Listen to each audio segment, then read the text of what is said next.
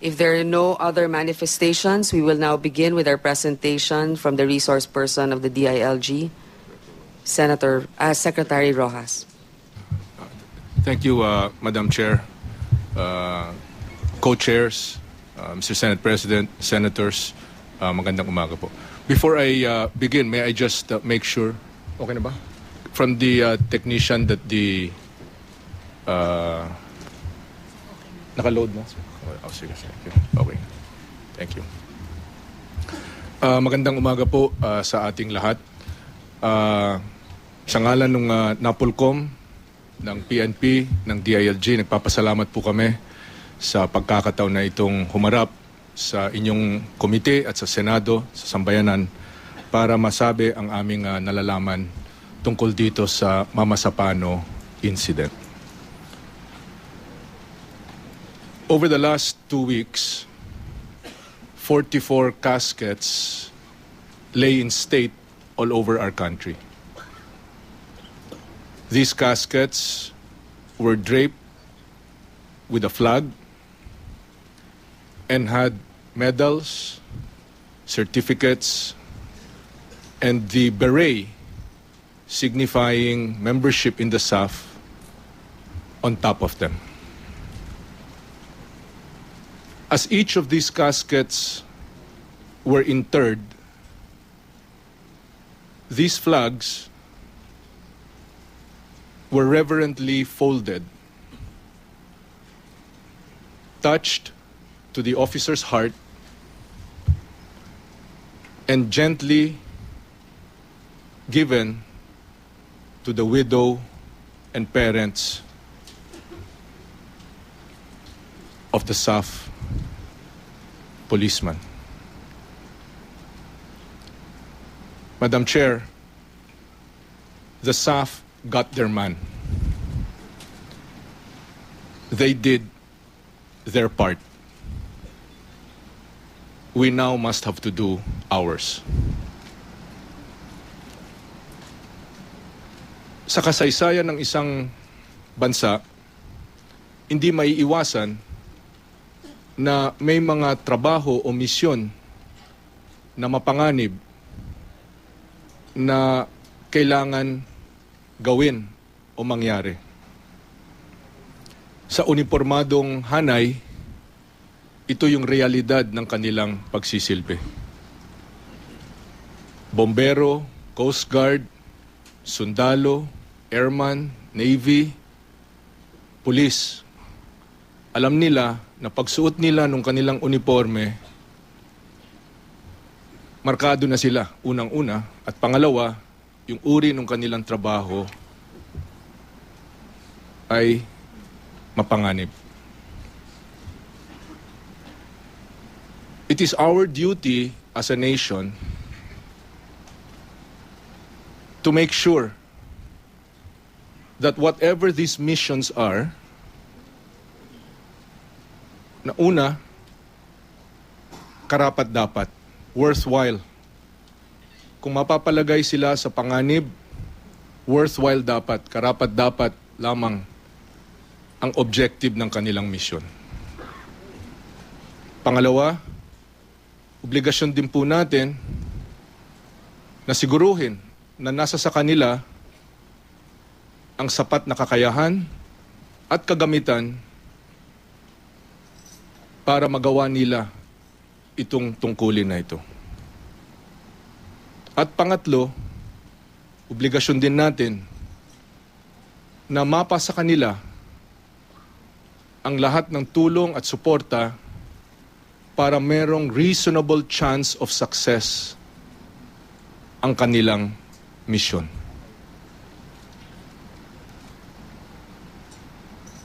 These are the 3 parameters that we are looking at relative to the Mama Sapano events.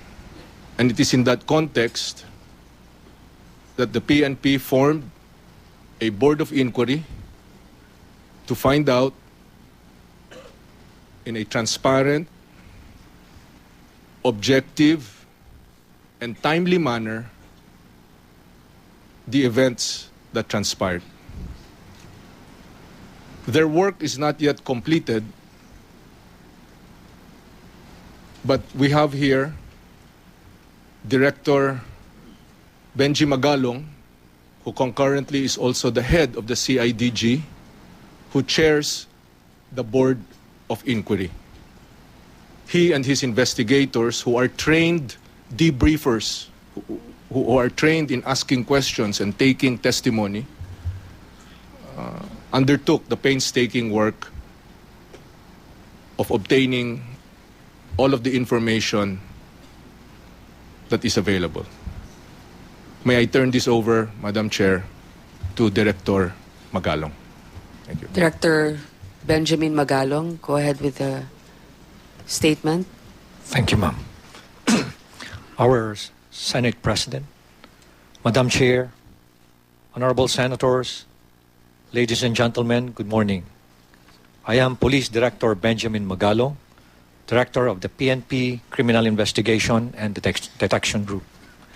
I am serving as the Chair of the Board of Inquiry, or BOI, created on orders of DILG Secretary Mar Rojas, issued on January 26 to establish the facts and circumstances surrounding the SAF operation in Mamasapano, Maguindanao, from January 24 to January 26, resulting in the death of 44 SAF troopers.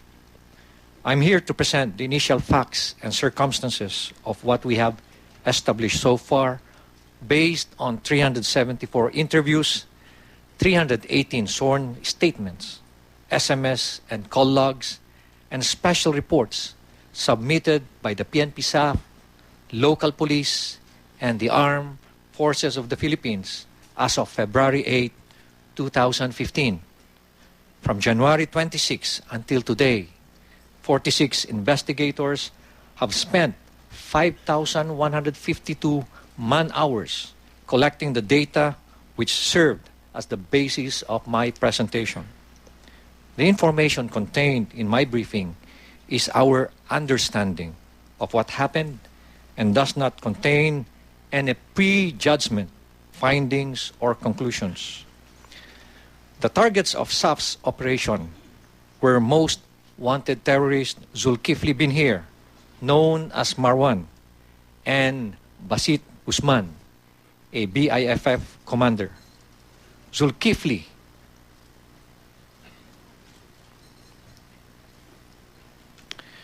was the primary target. He was a U.S.-trained engineer and was head of the Kumpulun Mujahideen Malaysia and a member of the Jemaah Islamiyah's Central Command. He was wanted for multiple murders and frustrated murders related to his bombing activities. He was an expert bomb maker, a trainer, and personally detonated explosives by remote control using cellular phones. Marwan conducted training sessions in various places around Mindanao. The slide shows the places where these sessions were held. He was also involved in multiple bombing incidents in Mindanao. The locations of these incidents can be seen in the slide. Marwan was the most notorious for the 2002 Bali bombing in Indonesia, which killed 202 and injured 209 people. Marwan's bombs and previous encounters with law enforcement officers resulted in the death of 46 innocent civilians and injury to 207 others in the Philippines alone. These do not include the deaths, injuries, and destruction of bombing perpetrated by students and followers. Abdul Basit Usman is a key commander in the BIFF. He is a bomb make expert who trains terrorists in assembling and planting bombs. He has multiple warrants for deaths and injuries caused by his bombing-related activities. He operates in central and southern Mindanao. Basit Usman's bombs killed a total of 17 innocent civilians and injured 62 people from 2002 to 2008. The worst incident was in General Santos City on April 21, 2002, which killed 15 people and wounded 15 more, or 55 more. Reflected in the slide were special projects against Marwan and their status. A total of 10 operations were launched. Only the last succeeded in neutralizing these international terrorists.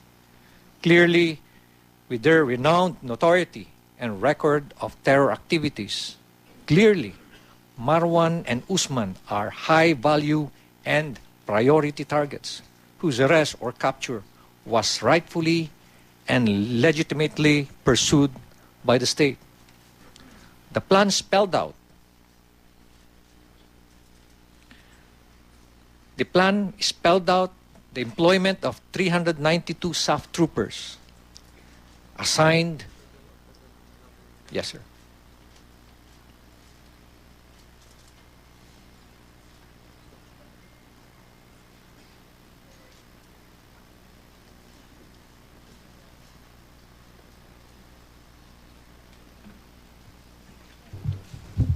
Madam Chair, we ask for your indulgence. The computer seems to be acting up.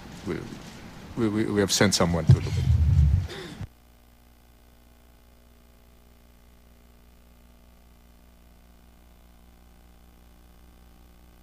We're just currently fixing the system so that we can continue with our presentation.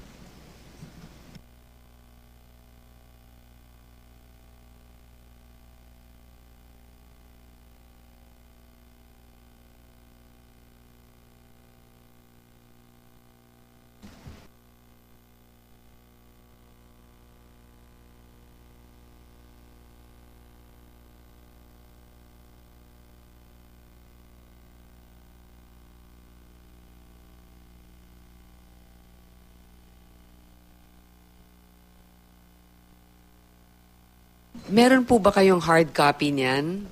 Gusto po ninyong tuloy-tuloy na lang po yung basa para masundan na lang o kailangan talaga natin makita yung PowerPoint? Yung kabahagi ng PowerPoint para mas madaling maunawaan kung ano nangyari, yung movements at the time, we have hard copies that we have submitted to the committee, but it might not be so clear. Okay, we'll give it a few more minutes.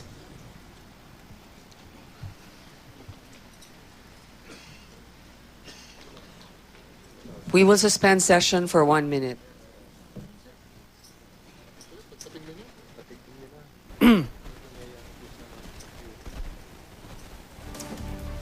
Inyo po napapanood ang Senate inquiry tungkol sa insidente na naganap sa Mamasapano sa Maguindanao. 2 linggo na po nakakaraan kung saan 44 na miyembro ng PNP Special Action Force ang napaslang sa operasyon na yon. Kasalukuyan lamang po nagkakaroon ng technical problems diyan po sa pagdinig kung kaya't pansamantalang muna pong itinigil ang inquiry. Pero bago po ang technical problems na yan, ay nagsasalita po si CIDG Director General Benjamin Magalong, ang tumatayo rin pong head ng Board of Inquiry kung saan inilalahad niya kung sino at kung ano-ano ang mga capabilities ni Zulkifli Binhir alias Marwan, ang teroristang pinaniniwala ang napatay sa dyan po sa insidente sa operasyon na inilunsad sa Mamasapano sa Maguindanao.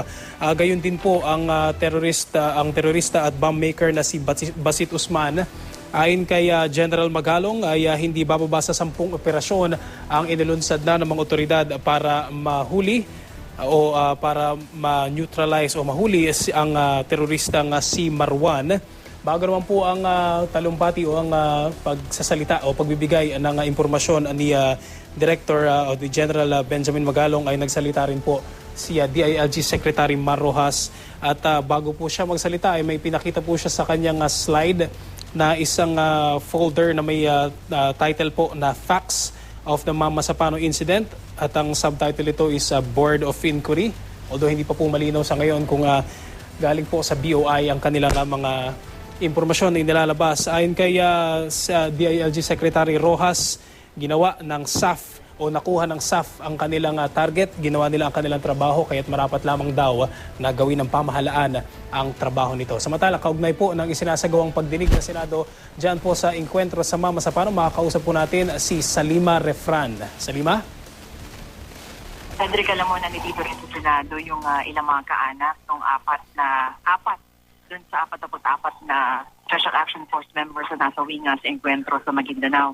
Bago dumalo kanina, Cedric, ay nakipagpulong sila kay Senator Bongbong Marcos.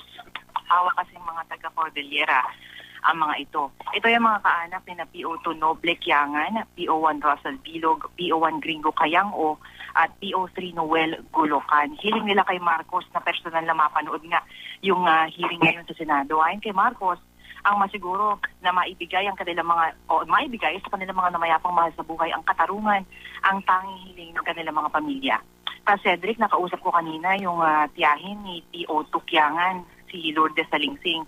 At sinabi niya sa atin na hindi raw sila satisfied sa mga lumalabas ngayon ng mga pahayag ng iba't ibang opisyal. Nakakalito raw ito, lalo't iba't iba ang kanilang mga sinasabi. Kaya nga doon sila dadalo ngayon sa hearing dahil gusto nila malaman ang totoo. Ikinadidismaya din nila ang huli na raw na pagbibitiw ni dating Chief PNP Director General Alan Purisima. Dapat raw ay hindi daw siya nag-resign at hinarap niya muna ang responsibilidad sa nangyari. At yan muna ang latest malaman dito sa Senado. Cedric?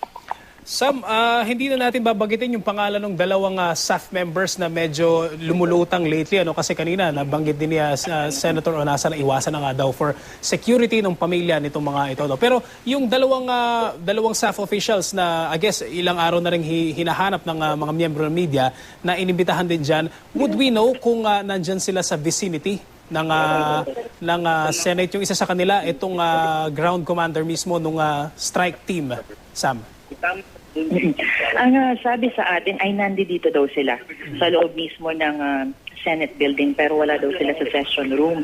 Nandito daw sila sa isa sa mga kwarto at nagpo-monitor nga nung nangyayaring pagdinig, Cedric. Pero yun nga, tikumang bibig kung nasaan sila, hindi din natin sila makikita at pagbabawalan nga ang media na makalapit dito nga sa dalawang miyembro ng SAF na nakaligtas doon nga sa Encuentro. Cedric. Tama ba yung narinig natin kanina na binigay na sinabi ni Senator Grace po na posibleng executive session na lamang yung sa isang executive session na lamang kukunin yung kanilang statement, Sam?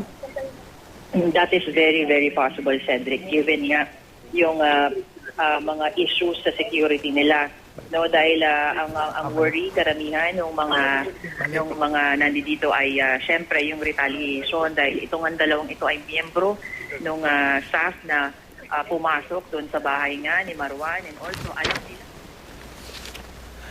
Okay, babalikan natin ang kasama nating si Salima Refran. Samantala, nagpapatuloy po ang Senate inquiry tungkol sa Mama sa Pano incident. Panoorin po natin ito.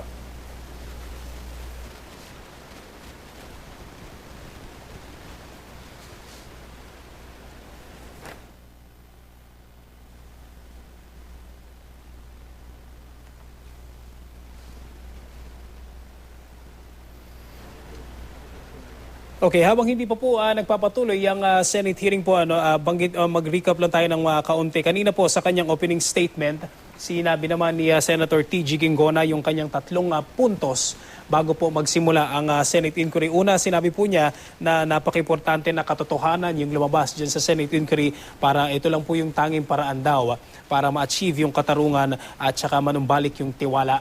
At isa pa po ay yung maliraw na panawagang mag-resign si Pinoy at mali rin daw yung panawagan ng ilan ng isang all-out war. Samantala, kausapin muna po natin si Sandra Aguinaldo na nandyan din po sa Senado. Sandra? Yes, Cedric, sandali lamang na inihinto yung ngayon ng Senado dahil medyo nagkakaroon lang sila ng technical problem. Dahil sa ngayon ay nagpe-present kasi ng ilang detalye itong si Director Benjamin Magalong ng CIDG at siya rin yung namumuno sa Board of Inquiry at siya nga ay nagpe-present kaugnay dito sa Oplan Exodus kung saan ito yung operasyon na isinagawa ng PNP staff doon sa Mama sa Pano, Maguindanao. At ayon sa kanya, so far ang nababanggit niya ay ilang status, no, o ilang punto sa kanilang investigasyon, kung saan sinabi niya merong 46 investigators involved at sila ay nag-put in ng mahigit 5,000 man-hours para lamang sa investigasyon na ito. At ito nga ay kaugnay po sa pag-operate ng PNP staff kay Marwan at Usman. At ayon sa kanya ay nandun siya sa puntong i-describe niya, Cedric, kung gaano katindi, no, na isang terorista. Itong si Marwan, ayon sa kanya, ay sangkot na ito sa ilang pambobomba dito sa Pilipinas at gayon din na ilang terrorist act sa ibang bansa. At so far daw ay meron ng 17 dead at 62 wounded mula doon sa mga operasyon na kinasasangkutan nitong si Marwan. At naputo lang siya doon sa puntong kanya na sanang i-discuss itong operation na isinagawa ng mahigit 300 staff troopers ayon sa kanya. Nauna dyan, Cedric, ay nagsalita rin, no, ang ilang senador, gaya nila Senador Gregorio Onasan at Senador Alan Peter Cayetano, at sila nga rin ay nag-warn, no, doon sa pag-iingat naman din dito sa pagdinig na ito para naman maprotektahan yung identity, no, ng mga staff members na sila ay kasama doon sa investigasyon, pero dapat daw ay ingatan din yung identity ng mga ito para na rin sa kanilang safety. Sa ngayon, Cedric, magsisimula na ulit itong pagdinig. Cedric? Okay, maraming salamat, Sandra Aguinaldo. Sa punto pong ito, ay balikan po natin ang Senate inquiry sa Mama Sapano incident. SAF troopers assigned to 12 different operating groups for the mission. Their tasks are shown in the slide. One group was assigned as the main effort, 4 groups as support effort,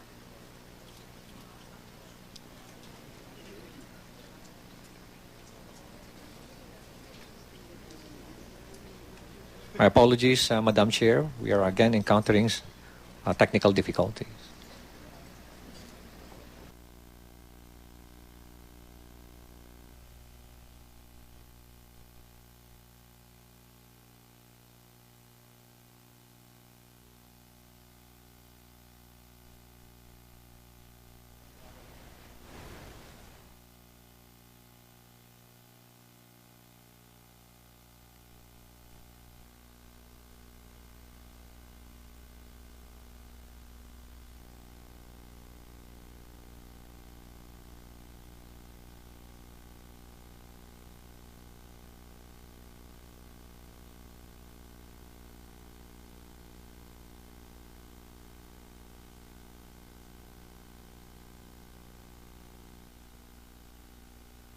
Sir, we will give you another 5 minutes to hopefully have it fixed. Otherwise, in the interest also of being able to cover as much material as we can today, we need to proceed. Thank you, Madam Chair.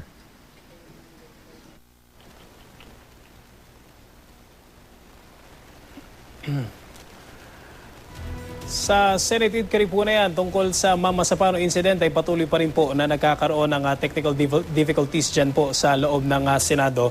Particularly na po yung kanilang computer kaya hindi makapagpatuloy ng presentation itong si Board of Inquiry Head Director Benjamin Magalong mula po yan sa PNP-CIDG. At ayon nga po kaya Senator Grace po ay bibigyan ng 5 minuto para makapag-prepare o maiayos ang computer nitong presentation ng Board of Inquiry. Bago po ang Senate inquiry na yan ay nagbigay rin po ng manifestation si Senator Gringo Onasa naman at ayon sa kanya ay sana raw po siguraduhin ng Senado na mga declassified information o yung mga information po na hindi sikreto kumbaga ang ilalahad dyan sa Senado para na rin po sa pag-iingat sa mga usapin na may tungkol sa national security at pakiusap din daw, manifestation din ni Senator Onasan na pag-ingatan daw ang pagbabanggit ng mga pangalan ng mga staff members o ilan pang mga operatives na kasama sa operasyon dyan po sa Senate inquiry. At sinundan naman po ito ng pahayag ni Senator Bongbong Marcos na kapag classified daw ang information, dapat ay banggitin ng mga resource person na classified ang mga ito. Samantala, kaugnay pa rin po niyang isinasagawang pagdinig dyan sa Senado patungkol po sa engkwentro sa Mama sa Pano sa Maguindanao. Makakausap po natin si Emil Sumangil. Emil? Good morning, Cedric. Sa ikalawang pagkakataon ay sumablay itong PowerPoint presentation ng CIDG, ng Philippine National Police sa pangunguna ni Director General Magalong. Kaya't 5-minute recess itong tinawag ni Senadora Grace Poe. Kanina ay nasimula na ang PowerPoint presentation sa pamamagitan ng pagbibigay ng description, information at background nitong dalawang target ng Oplan Exodus sa pangunguna nga nitong si Zulkifli Binhir alias Marwan. Idinetalye rito yung kanyang mga involvement sa iba't ibang insidente ng pambobomba sa Mindanao, pati na sa Bali, Indonesia. Ikalawa, dinetalye rin yung background naman ni Basit Usman. Sandali lamang, Cedric, nagsasalita si Senador Grace Poe. Okay, Emil. Copies of your presentation Yes, ma'am. immediately, as soon as you can. Yes, ma'am. Thank I you. think that we submitted it to the... We provided a copies as well as a USB to the Secretariat. Is that Madam Chair. apparently it's here. There's another set here. Please distribute to the senators. Madam Yes, Chair. Senator Binay. Baka yung iba hong resource person will also have a PowerPoint presentation. Baka pwede ho ngayon pa lang bigyan na tayo ng hard copy or kung kailangan pang i-photocopy, baka we can already start doing it. Duly noted, Senator Nancy. Those that have PowerPoint presentations and actually your sworn statements should be submitted to the Secretariat.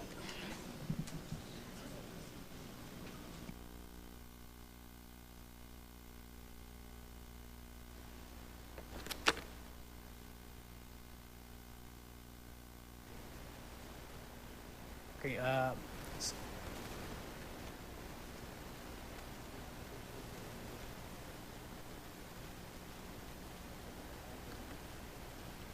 Okay, sa putong ito, ibalik natin ang ating kasamang si Emil Sumangil. Emil? Yes, Cedric. Yeah, Emil, sorry, Emil, sorry, cut short kita. Kasi itanong ko lang kasi sa pagkakaintindi ko, meron kang mga source dyan sa Board of Inquiry, sa mga report mo nitong mga nakarang araw. Iklaruhin lang natin. So, sa pagharap ngayon ni Director Magalong, ibig sabihin ba nito, tapos na yung investigation na ginagawa ng Board of Inquiry? Kompleto na yung report na ipipresent nila ngayong araw na ito? Batay sa nilalaman ng opening statement ni Interior and Local Government Secretary Marojas, hindi pa tapos at patuloy na gumugulong itong investigasyon ng Board of Inquiry.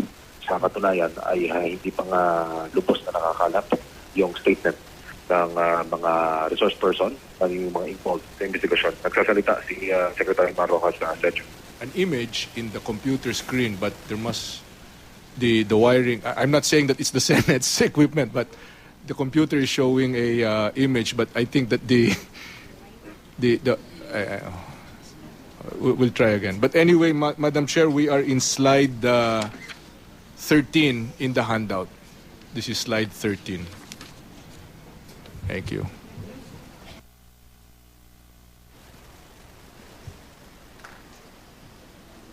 Maybe it's a Chair. question of compatibility because we normally don't have this problem in the Senate. On the other hand, we will... I'm looking at your hard copy, and a lot of the pages here cannot really be explained without the visuals. I mean, at least the maps, it will be hard to describe it Yes, ma'am. with words alone. Yes, ma'am. I That's why we asked for, just to make sure that okay na ba? Can we ask the operator if he's listening to move it forward 2 or 3 slides just back and forth to see kung okay na? Okay na ba? O, sige. Okay. Director Magalong, Madam Chair. Thank you, Madam Chair. The plan spelled out for the employment of 392 SAF troopers assigned to 12 different operating groups for the mission. Their tasks are shown in the slide. One group was assigned as the main effort, 4 as support effort, 2 groups as blocking forces, and 2 groups for routes security. An advanced command post and a tactical command post were established for command and control. The area of operations was located in Mamasapano, Maguindanao. It is basically a marshland crisscrossed by rivers with wide open cornfields and irrigation canals. This is a bird's eye view of the area shown to illustrate the unfavorable terrain that SAF operatives have to contend with. Non-government forces have significant presence in the area. The map shows the general location and estimated strengths of various armed groups present in the area of operations. Notably, the 105th Base Command was formerly led by Umbra Cato, who is now head of the BIFF. This slide shows the location of government forces in the area. The PNP's presence is limited to 5 municipal police stations located in Datu Saudi, Raja Buayan, Sharif Saidona, Sharif Agwak, and Mamasapano. The Maguindanao Police Provincial Office is also located in the area. The Army's units are dispersed in company and battalion-sized formations surrounding the area of operations. This is the area map. Reflected are waypoints used in the operational plan. The waypoints are set between the vehicular drop-off point, or VDOP, and the target.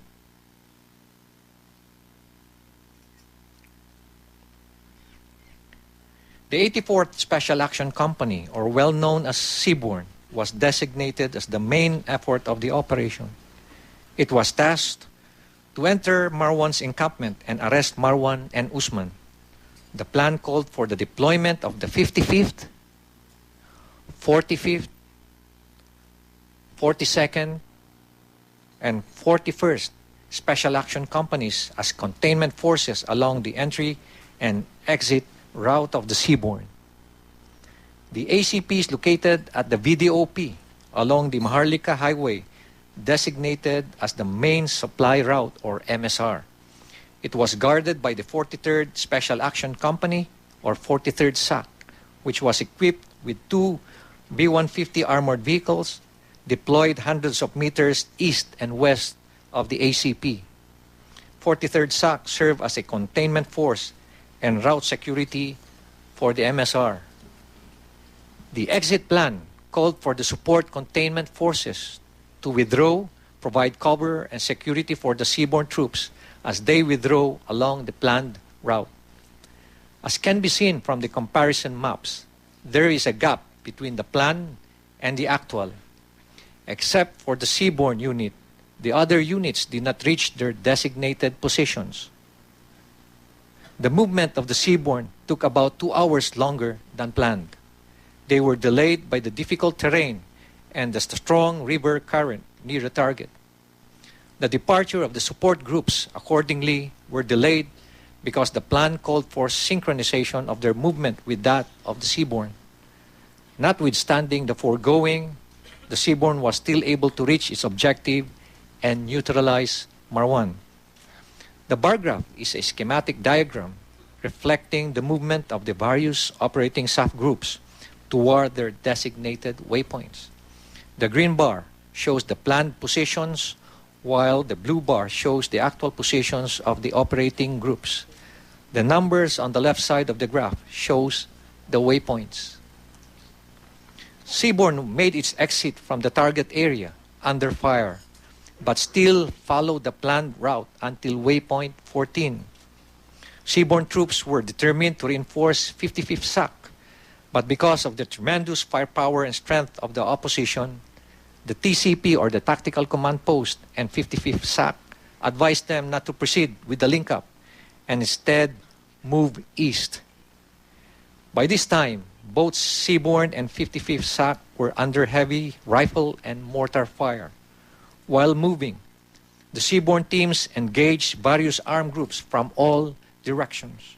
For hours until late in the afternoon at around 1800, they fought their way out, dragging their killed and wounded comrades. The the Seabourn went to link up with elements of 42nd SAC and the Division Reconnaissance Company of the Philippine Army at 23:30 of January 25. Meanwhile, 55th SAC engaged non-government forces from around 0520 to around 1300. 35 of its 36 members were killed in action. The actual time when the firefight ended is only an estimate based on the last radio communication from the unit to the advance command post. Meanwhile, ACP and other units on the MSR or along the MSR have been under fire since 0830. In fact, 3 tanks of the Mechanized Brigade of the Army sent to reinforce SAP were immobilized by persistent sniper fires from east of their location. The highlight of the entire operation started with a call to TCP at 0415 confirming the death of Marwan. At 0506, the SAF director sent a message to the commander of the 6th Infantry Division to inform him of the ongoing operation.